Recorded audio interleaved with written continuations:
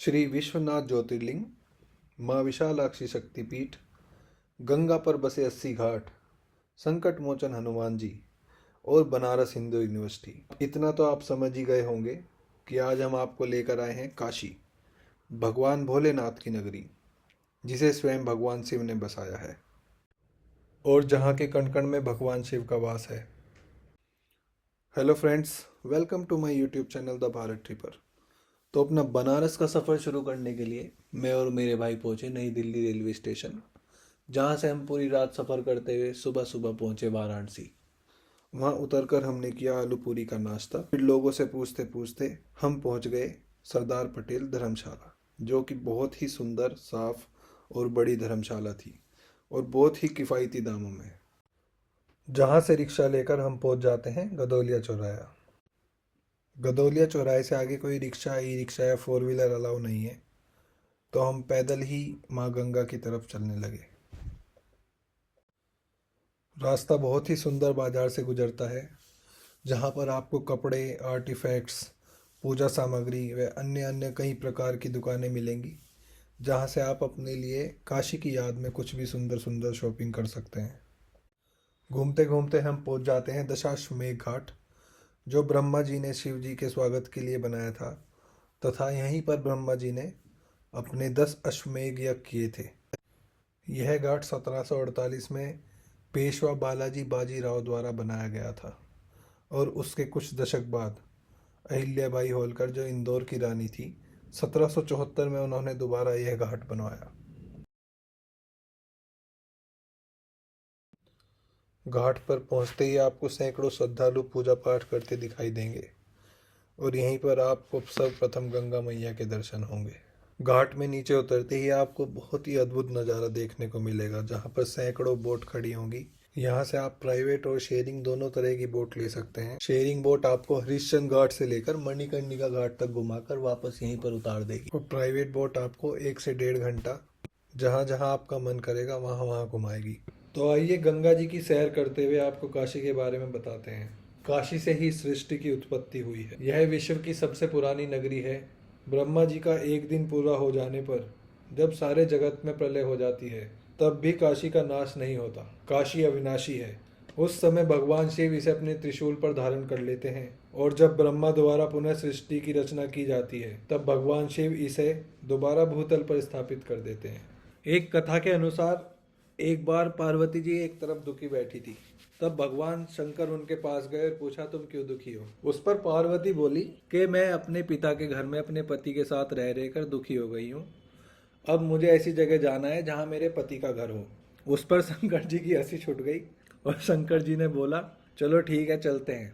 तब शंकर जी को काशी नगरी बहुत ही पसंद आई और उनका एक गण था निकुंभ। उन्होंने अपने गण निकुंभ को आदेश दिया, काशी को निर्जन कर दो। निकुंभ ने अपने प्रभु के आदेश का पालन किया और काशी को निर्जन कर दिया। तब भगवान अपने गणों के साथ आकर काशी में रहने लगे। उसके साथ ही भगवान शंकर की सानिध्य में रहने के लिए देवता और नाग भी काशी आ गए तथा वहीं पर वास करने लगे। उस समय काशी में एक सम्राट हुए करते थे, जिनका नाम था दिवोदास, जो कि अपनी राजधानी छिन जाने से बहुत दुखी हुए। तब उन्होंने ब्रह्मा जी की घनघोर तपस्या करी। तब ब्रह्मा जी प्रकट हुए और प्रसन्न होकर बोले कि बताओ क्या वरदान चाहिए। तब राजा दियोदास ने ब्रह्मा जी से कहा कि देवता अपने दिव्य लोक स्वर्ग में रहें और नागों को उनके लिए निर्धारित जगह पाताल लोक में भेज दिया जाए। काशी मनुष्यों की है और मनुष्यों के पास ही रहने दिया जाए। ऐसे किसी के अधिकार क्षेत्र में अतिक्रमण करना देवताओं के लिए अशोभनीय है। इससे सृष्टि का संतुलन भी बिगड़ जाता है। तब ब्रह्मा जी ने बोला, एवमस्तु, और ऐसा कहकर विलीन हो गए।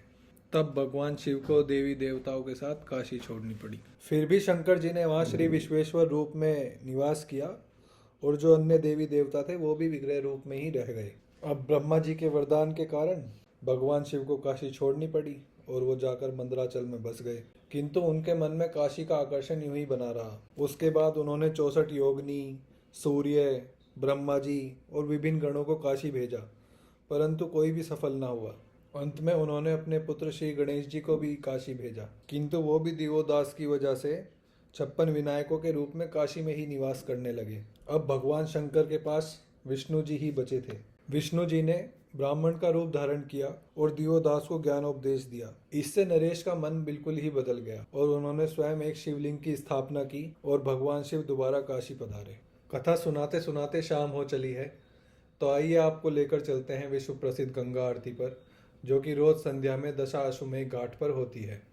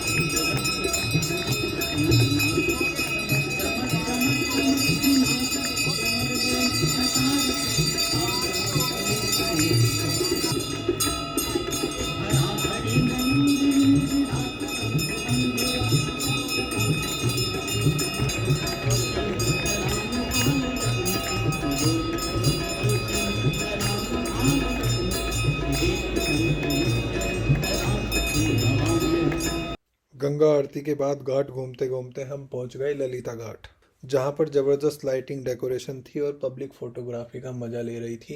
यहाँ की रौनक देखते ही बन रही थी। यहीं पर नवनिर्मित विश्वनाथ कॉरिडोर जाने का रास्ता था, जहां से गंगा स्नान करके आप सीधे बाबा के दर्शन के लिए जा सकते हैं। इस भव्य कॉरिडोर का उद्घाटन 13 दिसंबर 2021 को माननीय प्रधानमंत्री श्री नरेंद्र मोदी जी ने किया था। यहाँ सबसे पहले आपको इंदौर की महारानी देवी अहिल्याबाई होलकर जी की बहुत ही सुंदर प्रतिमा देखने को मिलेगी। वर्तमान काशी विश्वनाथ मंदिर का निर्माण सन 1777 में देवी अहिल्याबाई होलकर ने ही कराया था। इस नवीन कॉरिडोर में 23 भवन हैं, जिनमें टूरिस्ट सेंटर, मोक्ष भवन, भोगशाला, म्यूजियम, गैलरी और फूड कोर्ट आदि हैं। ये कॉरिडोर बहुत ही साफ सुथरा तथा हर तरह की फैसिलिटी से लैस है। कॉरिडोर के अंदर आपको फ्री शू स्टैंड और फ्री मोबाइल डिपॉजिट काउंटर मिल जाएंगे, जहां आप अपना मोबाइल रख सकते हैं, क्योंकि मंदिर के अंदर कोई भी इलेक्ट्रॉनिक्स गैजेट अलाउ नहीं है। कॉरिडोर में मंदिर के एंट्री गेट तक आप अपना मोबाइल ले जा सकते हैं और यही वो स्पॉट है जहां पे आप अपना सेल्फी, वीडियो या रील्स वगैरह कुछ भी बना सकते हैं।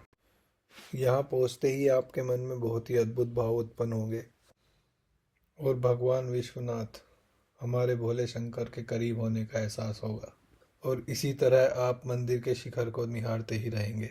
तो आइए मेरे साथ मिलकर बोलिए, ओम नमः पार्वती पति है, हर हर महादेव, जय हो बाबा काशी विश्वनाथ की। भगवान विश्वनाथ के दर्शन करने के बाद गंगा मैया को रात्रि में निहारते निहारते हम पहुंच गए राजेंद्र प्रसाद घाट, जो रात में बहुत ही सुंदर लाइटिंग से सजाया हुआ था और यहाँ पर काफ़ी भीड़ भी थी, जहाँ पर एक स्ट्रीट आर्टिस्ट स्टैचू बने खड़े थे। काफ़ी छेड़खानी के बाद भी हम उन्हें नहीं हिला पाए, तो हम चल दिए अपने स्टे की ओर। फिर रास्ते में बाज़ार सजा हुआ था, जो कि रात में और ज़्यादा सुंदर लग रहा था। बाज़ार रात में 10-11 बजे तक खुला ही रहता है। चारों तरफ इतना शोर और चहलकदमी होने के बाद भी मन में एक अलग ही तरह की शांति थी, जिसे आप सिर्फ काशी आकर ही एक्सपीरियंस कर सकते हैं। बाजार में तरह तरह की मूर्तियाँ, आर्टिफैक्ट्स, पूजा सामग्री, फूल, भगवान की तस्वीरें, मंदिरों की रेप्लिका और तरह तरह के सामानों की बहुत सारी दुकानें हैं। खाने पीने के शौकीन लोगों के लिए तो काशी स्वर्ग है। यहाँ पर आप तरह तरह के फ्रूट ट्राई कर सकते हैं और उन्हें एंजॉय कर सकते हैं। हालांकि मैं तो बहुत ही सिंपल खाना खाता हूँ। उसी सिंपल खाने की तलाश में घूमते घूमते हम पहुँच गए विशाल भारत भोजनालय, जहाँ 2 शैतान बच्चे खेल रहे थे और यहाँ पर हमने बहुत ही साफ सुथरा और बिल्कुल घर जैसा खाना खाया। इस तरह से काशी में हमारा पहला दिन पूरा हुआ। ओम नमः शिवाय, हर हर महादेव। अपने काशी दर्शन के दूसरे दिन सुबह सुबह हम पहुंच जाते हैं गंगा किनारे, जहां हमने देखा बोट कैसे बनाते हैं।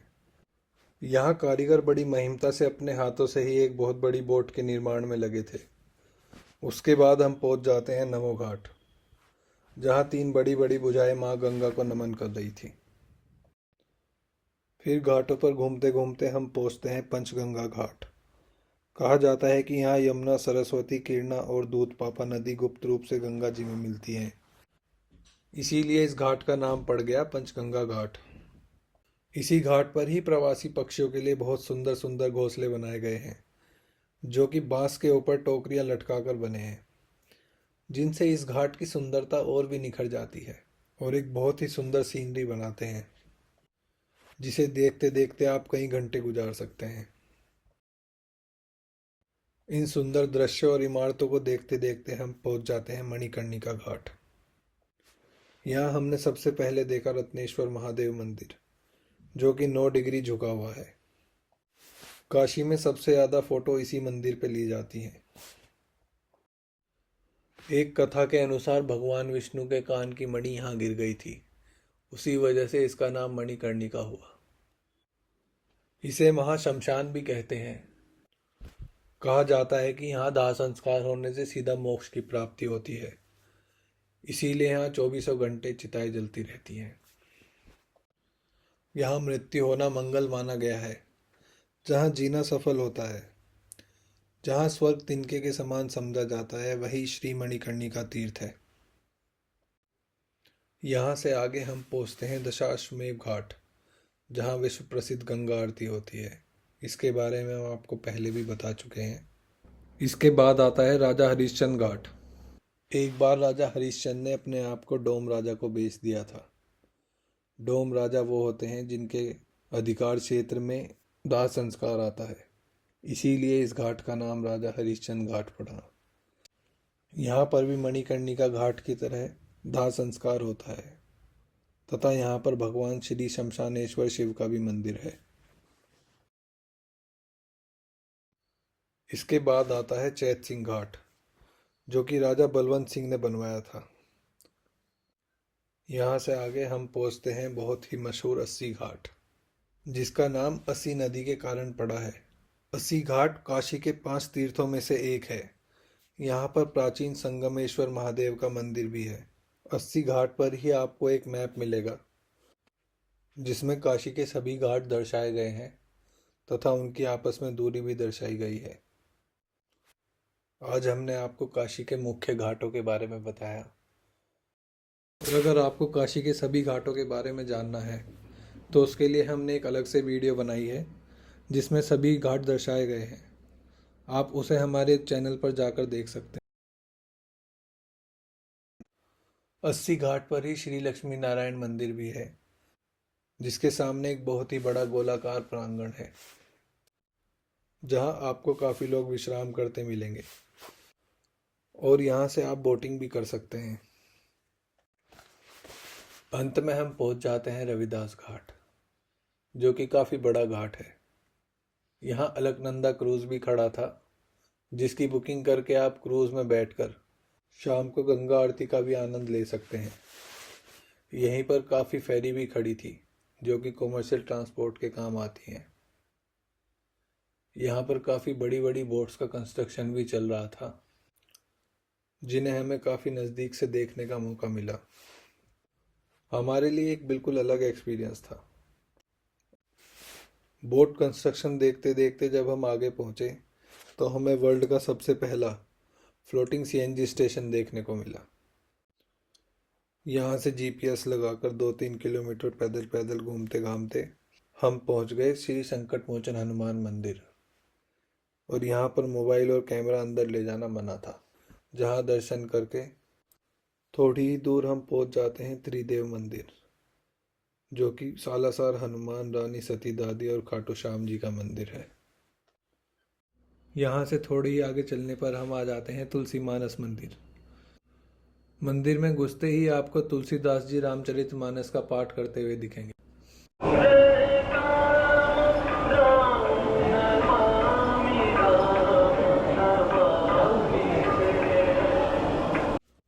इस मंदिर का निर्माण कलकत्ता के एक व्यापारी रतनलाल सुरेखा जी ने कराया था। इस मंदिर के बारे में कहा जाता है कि तुलसीदास जी ने रामचरितमानस की रचना इसी स्थान पर करी थी। यहाँ से हम पहुँच जाते हैं लंका चौराया, जहाँ पर बनारस हिंदू यूनिवर्सिटी का मेन गेट है। Banaras Hindu university 5.5 kilometre area में फैली हुई है। BHU की स्थापना महामना मदन मोहन मालवीय जी द्वारा सन 1916 में बसंत पंचमी के दिन की गई थी। BHU कैंपस में ही स्थित है काशी का एक और विश्वनाथ मंदिर। इसे नया विश्वनाथ मंदिर या बिरला मंदिर भी कहते हैं। मंदिर की एंट्री बहुत ही सुंदर है और यहीं से आप भगवान शिव की आराधना के लिए पूजा सामग्री ले सकते हैं।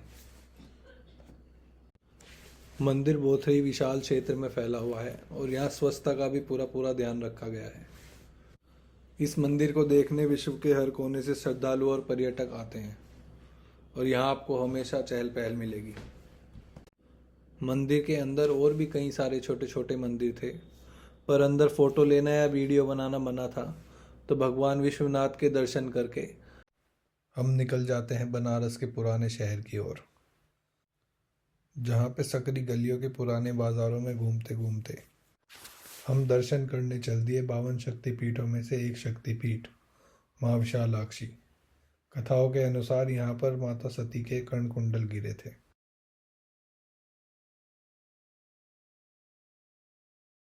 बनारस की गलियों में घूमते हुए दोनों भाई, ये है असली बनारस जो अपनी संकरी गलियों के लिए जाना जाता है। यहाँ पर कोई नहीं आता, सिर्फ चौधरी आते हैं। अंधेरी सुनसान गलियाँ, ऊंचे नीचे घाट, और देखते हैं हम कौन से घाट पर निकलेंगे। अभी ये एक सरप्राइज है। हमें भी नहीं मालूम कौन से घाट पर निकलेंगे, इसे ही कहते हैं घूम। और हम दोनों भाई सोच रहे थे कि हम कल सुबह निकलेंगे, पर अभी हमें लग रहा है एक दिन हम और रुकेंगे। हमारा कुछ नहीं पता भाई हम क्या करते हैं। ओहो, मणिकर्णिका से थोड़ा पहले गणेश घाट। तो दोनों भाइयों की अभी पद यात्रा और होगी दोबारा। और इस वीडियो को ख़त्म करते हुए हम पहुंच जाते हैं बनारस रेलवे स्टेशन, जो कि बहुत ही सुंदर लाइटिंग से सजा हुआ था। स्टेशन अंदर से बहुत ही सुंदर और बहुत ही अच्छे इंफ्रास्ट्रक्चर से बना हुआ है और यहाँ पर सभी फैसिलिटीज़ अवेलेबल हैं। होप कि आपको हमारी वीडियो काफ़ी पसंद आई होगी, और हमें सपोर्ट करने के लिए आप वीडियो को लाइक और चैनल को सब्सक्राइब जरूर करें। वीडियो को एंड तक देखने के लिए आप सभी का बहुत बहुत धन्यवाद। ओम नमः शिवाय। हर हर महादेव।